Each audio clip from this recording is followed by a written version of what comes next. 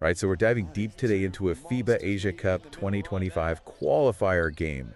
And this one, wow, This one was special. it really was. Yeah. We're talking about Chinese Taipei pulling off an incredible victory, a historic win over the Philippines, and we're going to break down exactly how they did it. Yeah, they really earned this one. It wasn't just handed to them. They had to fight for every inch of the court. Right, from the tip-off, you could just feel the energy. It Absolutely. was physical right away, both teams just going at it. Yeah, the sources described it as two monsters meeting in the middle. And I think that's perfect. It's spot on. There wasn't a lot of fancy footwork. It was just pure grit and determination. And after that initial sort of like, slugfest in the paint, things started opening up. Yes, they did. From beyond the arc, Yeah. suddenly it was a three-point shootout. It felt like every other possession, both sides were trading threes. It was Brownlee for the Philippines, just unbelievable. He was on fire, seemed like he couldn't miss.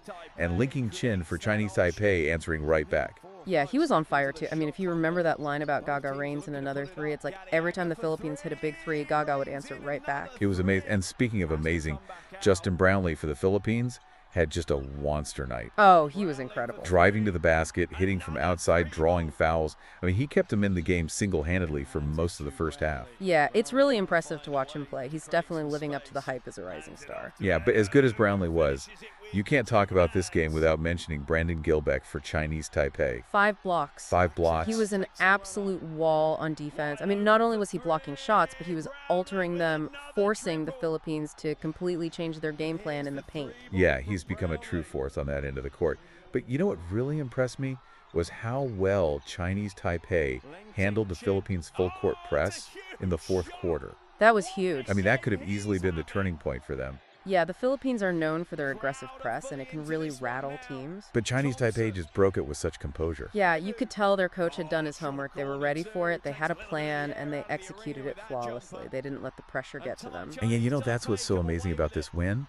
They stayed cool under pressure, especially in those final minutes. Yeah, the crowd was going wild. The energy in that arena was electric. And they just kept their heads down. They kept moving the ball, finding the open man, hitting their free throws. And it all culminated in this historic win. Historic. Third place in the group, a ticket punched to the final qualifying tournament. Yeah, it's a massive accomplishment for Chinese Taipei. Yeah, I mean, for me, this game is just another example of why international basketball is so captivating. Absolutely. It's unpredictable, it's passionate, and it's full of these incredible underdog stories like this one. This win for Chinese Taipei, it wasn't just about luck.